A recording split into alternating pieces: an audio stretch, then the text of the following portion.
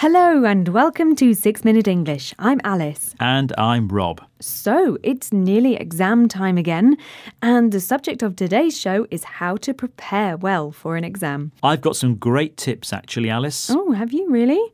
Can you remind me what grades you got at school? Yes, something like, was it A, B, C, D? Right, so you didn't get very good grades. I probably should have started revising earlier, but my learning strategies were very good. Oh, really? Well, when you revise for an exam, you study information you learned before. Okay, Rob, I'd love to hear more about your learning strategies, but first, here's today's quiz question for you. What's the word for a system such as use of special poems or rhymes to help you remember something? Is it A, pneumatics, B, mnemonics, or C, hypnotics? I'll go for B, mnemonics. Well, we'll find out whether you got the answer right or not later on in the show. Now, according to current scientific research, some study methods popular with students aren't actually very effective. Don't tell me putting your textbook under your pillow at night doesn't work. Did you try doing that, Rob? Yes, I did, but without much success. Maybe I was using the wrong kind of pillow? Well, let's talk about more conventional methods than the book under the pillow one. These include summarizing, highlighting, or underlining text to help you remember it.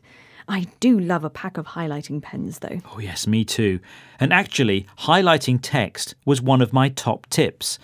But I used to get so absorbed with the highlighting, I'm not sure I was actually learning anything useful. My notebooks were works of art, though. Yes, and that's the point made by John Dunlosky, Professor of Psychology at Kent State University in the US, who says that you need to do more than just highlight information.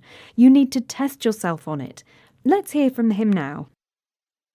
Students who can basically test themselves or try to retrieve material from their memory are going to learn that material in the long run a lot better. So for instance, maybe you start by reading a textbook using your favorite highlighter and favorite colors, but then you go back and make flashcards of all the critical concepts.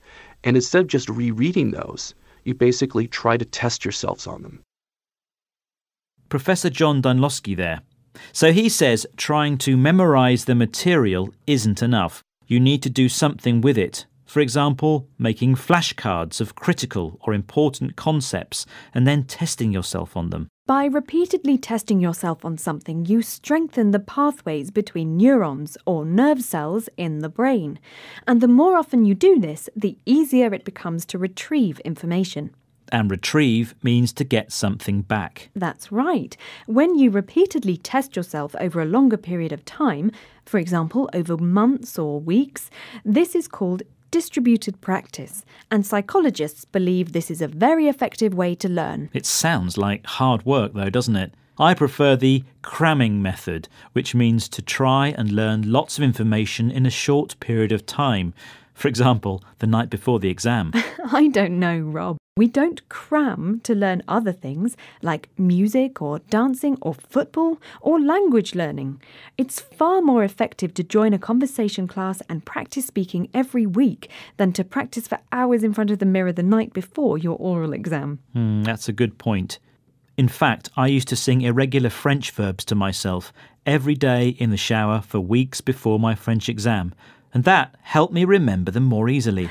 Excellent. Making different types of associations with what you're trying to learn, for example, musical associations, is meant to be effective. Let's listen now to Professor Dunlosky talking about visual associations.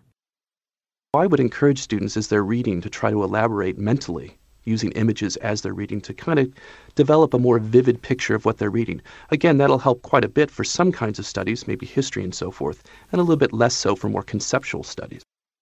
And if you elaborate on something, it means you add more information. In this case, mental pictures. So, creating mental pictures is useful for some subjects, like history or languages.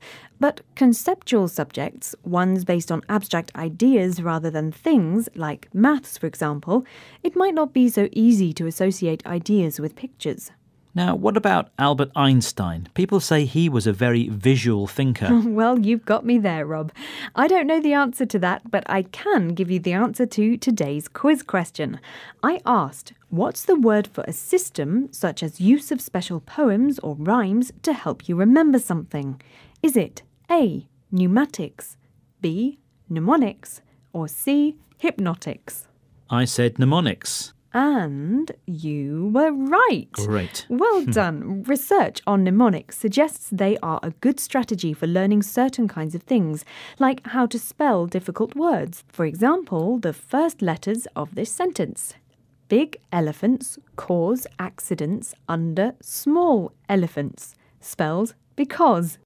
Now, do you think you can remember the words we heard today, Rob? We heard revise, critical, neurons, retrieve, distributed practice, cramming, elaborate, conceptual. Well, that's the end of today's 6-Minute English.